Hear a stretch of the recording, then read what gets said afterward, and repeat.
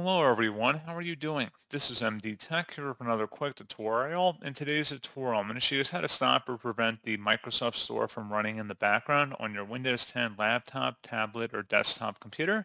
So this should hopefully be a pretty straightforward process here, guys. And without further ado, let's go ahead and jump straight into it. So all you have to do is open up the search menu. And into the search menu, or just, I guess, opening up the search button, you want to just click on it and then select the settings gear button over here on the left, and then select the system tile. And then scrolling down, you want to select system components.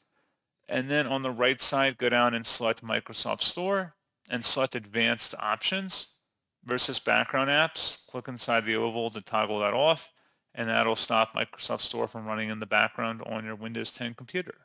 So pretty straightforward process, guys, and as always, thank you for watching. I do hope that was able to help you out, and I do look forward to catching you all in the next tutorial. Goodbye.